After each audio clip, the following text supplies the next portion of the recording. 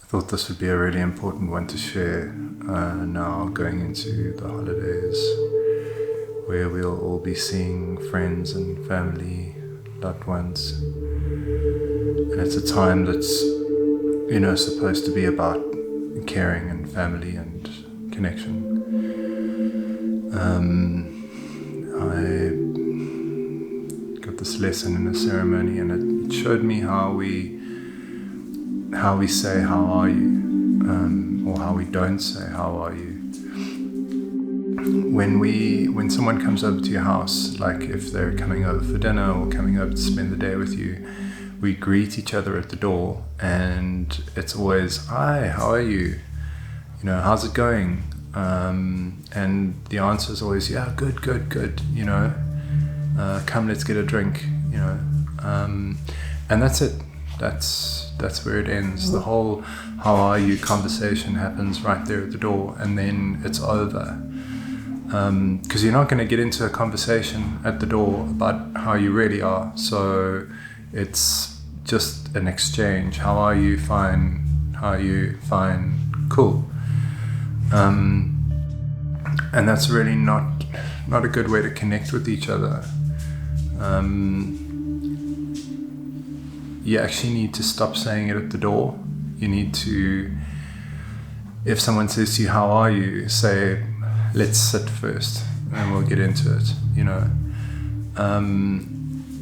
How are you needs to be the first thing. Once everyone's sat down and settled in, then how are you needs to be how you start the conversation, and it needs to take up the majority of the conversation. It needs to be the most important part of the conversation, not the least important. And it's not just a box that you tick. It's really important to find out how each of us are.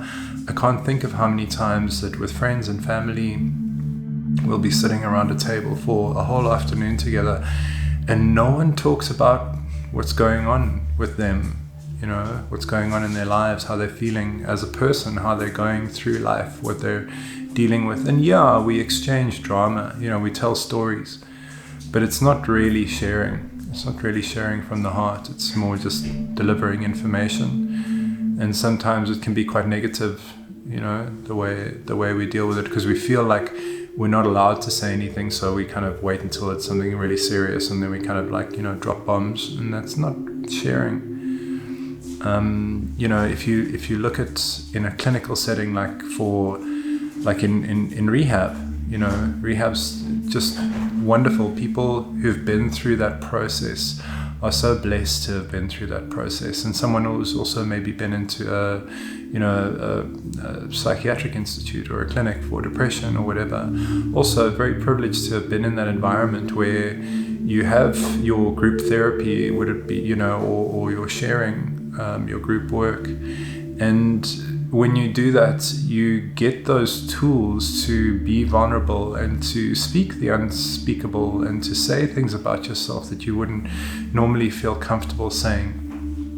And it's a problem that we don't feel comfortable saying those things around the people who are supposed to be our friends and supposed to be our family and supposed to be our loved ones. We don't. We hide, and we don't really say what we're really feeling. And even when we do, we kind of tell stories. We paint a narrative. We don't really expose ourselves and what we're thinking, and also how we feel about each other. We don't talk about that either.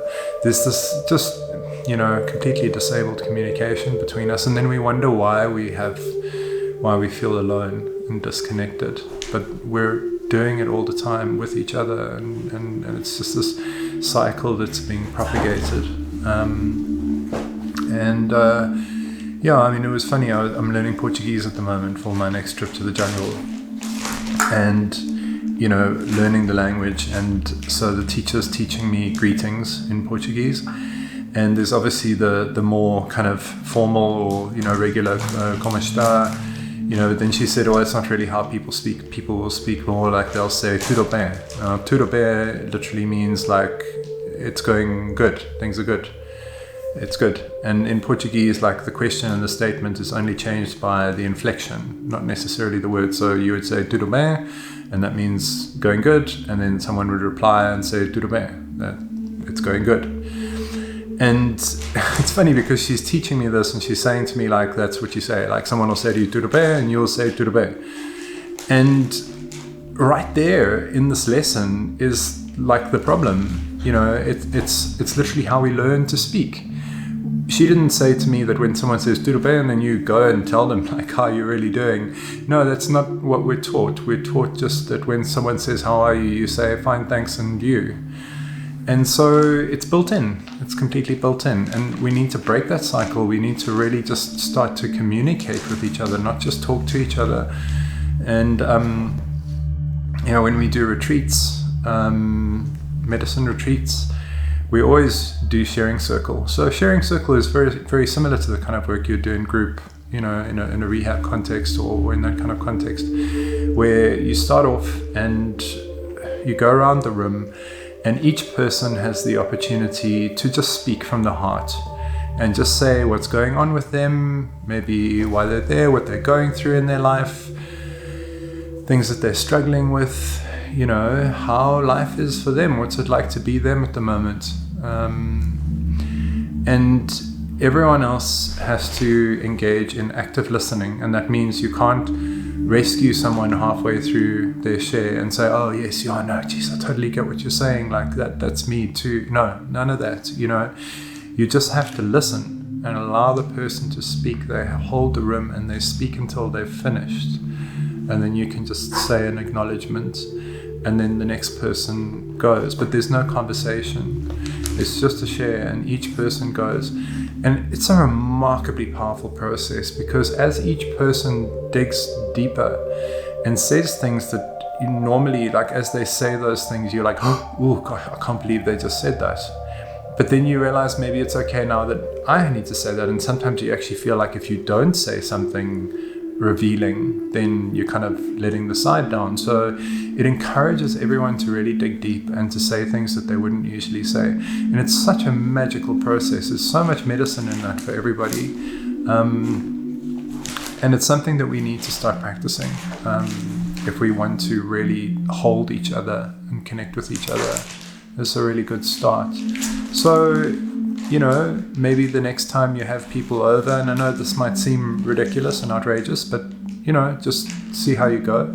Maybe the next time you have people over, if it's family or friends, close friends, maybe try it, you know, maybe try it. Just, and you start. If you feel that this is something valuable, then you start and you set the pace and you just say, look, I'd like to just offer a sharing circle, and everyone can just share or not share, you know, however much they want to, and start off by just saying what it's like being you at the moment, and then give the next person the opportunity. You'll find so much more out about people's lives, and then you'll really connect, and the rest of the day will be a beautiful day, and you'll walk off feeling held by everyone else, and you'll walk off feeling like a family. And that's really what we all crave. That's what's missing for us.